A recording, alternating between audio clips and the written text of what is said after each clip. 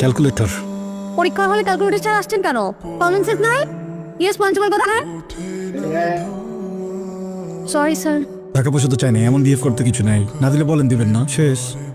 এই যে শুনেন, আমি জি আপনার কাছে ফোন আছে, আমি একটা কল করতাম। ক্যাম্পাসে কি ফোন অ্যালাউড? সেটা আমি জানি। জিজ্ঞেস করতেছেন কেন তাহলে? জানেন না রুলস এন্ড রেগুলেশন? জানেন না খালি ক্যালকুলেটর আনলে হবে? আমি আসলে ঢাকার বাইরে থেকে পরীক্ষা দিতে আসছি, ভর্তি পরীক্ষা। আমার সাথে আমার মামা ছিল, কিন্তু আমাকে বলছিল যে পরীক্ষা শেষ হলে গেটের সামনে দাঁড়াতে, কিন্তু আমি না মামাকে খুঁজে পাচ্ছি না।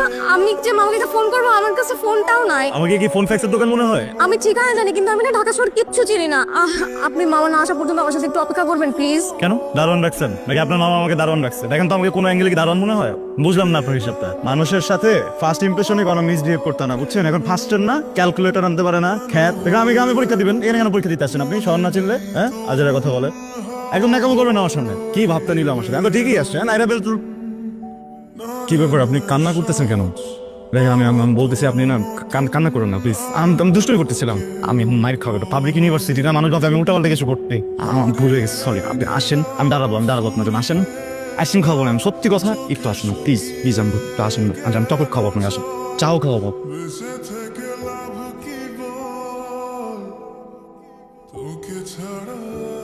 এর জন্য আমি ঢাকায় আসতে চাই না। ঢাকার মানুষজন একদম ভালো না, কোনো মায়ের মেয়ে দোয়া নাই, নিষ্ঠুর মানুষজন। আপনি কি বামন পিতা? আপনি যখন পেটে ছিলেন আপনার আম্মুর, তখন কি নারী ভুজির ভিতরে পেঁচে গেছিলেন? আপনার মনে তো প্যাচ কেন? আপনার মনটা খারাপ, এই জন্য আপনাকে এখানে নিয়ে আসছি। নিজে বাদাম ছিলে আপনাকে দিতেছে, আইসক্রিম খাওয়াইলাম, এগুলোতে আপনার চোখে পড়ে না? আপনার মন ভরে না? আর কি করলে আপনার মন ভরবে বলেন আপনি আমাকে?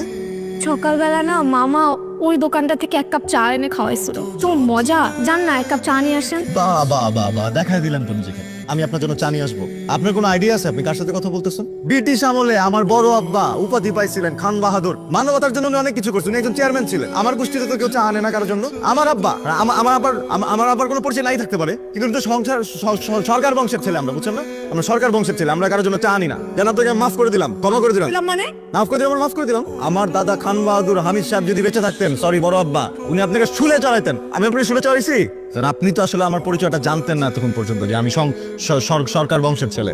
এখন জানছেন না, আর কোনোদিন বলবেন না, ঠিক আছে? যান আমাদের দুইজনের জন্য 2 কাপ চা নিয়ে আসেন। আমার তৃষ্ণা পাইছে চা খাওয়ার। কৃষ্ণ রফি চাষ নীল চাষগুলো এখনই বাংলা বিচারণা করতেছে। এই আমাদের স্বাধীনতা, এই আমাদের স্বাধীনতা কেউ। প্লিজ আপনি কি বললেন? কারে কি নরবিটাসকে? হ্যাঁ কিছু বলি নাই, কিছু বললে তো আমার শুলে চড়া একদম শুলে চড়া দিব। লাগবে না আমার চা, খাবো না আমি চা।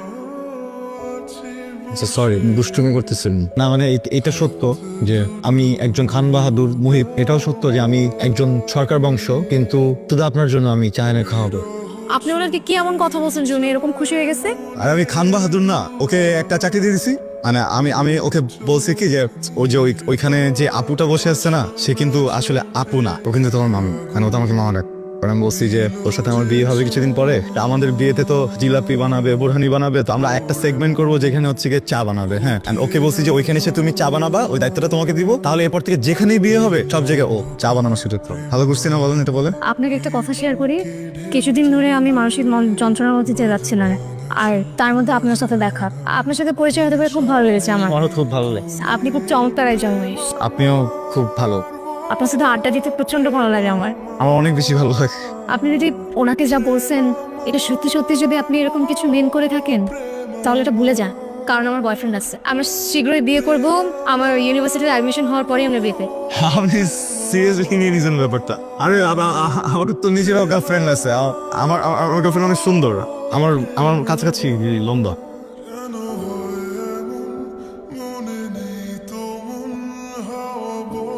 তাই মানে কি? কিসের মানে কি? না, আপনার সাথে দেখা করতে আসলাম, আপনার বিচারও করতে আসছি। আপনি আমাকে মিথ্যা কথা বলছেন কেন? মিথ্যুক। আমি ক্লাসে ছিলাম, ক্লাসের মাঝখান থেকে দৌড়াই পর্যন্ত আসলাম। কোন ধরনের ফান্ডাম এটা? কি ব্যাপার বলেন তো?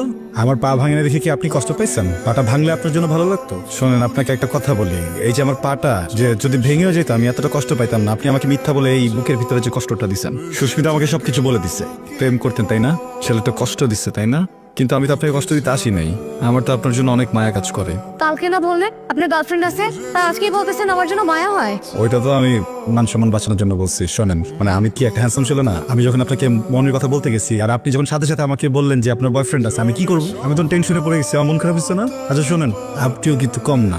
আপনার চোখে যে এটা শোনার পরে পানি টলটল করতেছিল, এটা আমি দেখে ফেলছি, বুঝছেন? এখন স্বীকার করেন। আর কিছু বলবেন? অনেক কিছু বলবো, শুনবেন? একটু বলি, একটু শোনেন না। মানে আমি জানি যে এটা আপনার লাইফ, কিন্তু আপনাকে কিন্তু পছন্দ করার অধিকার আমার আছে, বুঝছেন? তেমনি আপনার যদি আমাকে পছন্দ না হয়, আমার প্রেম প্রত্যাখ্যান করার অধিকারও আপনার আছে। আমি আপনার এই অধিকার কখনোই আটকাবো না। এখন আপনি আমাকে বলেন, আপনি কি আমার প্রেম প্রত্যাখ্যান করতে চান? আমি সকল প্রকার অধিকার নিয়ে আপনার প্রেম প্রত্যাখ্যান করলাম। কি এটা? কফি। আমি কথা পাই না, থ্যাঙ্কস। ঠিক আছে, খেয়েন না। আমি যাই, প্রবেশ মামার দোকানে চা খাবো।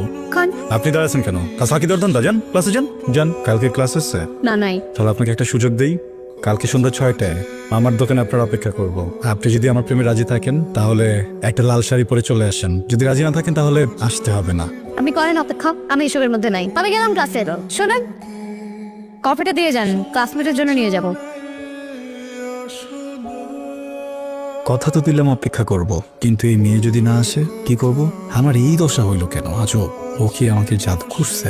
এইসব পাগলামির কোনো মানেই হয় না। 7:15 বাজে, 7:30 পর্যন্ত দেখবো। এরপর যদি না আসে, এখান থেকে তো যাবো, এই মামার দোকানে আর কখনো আসবো না।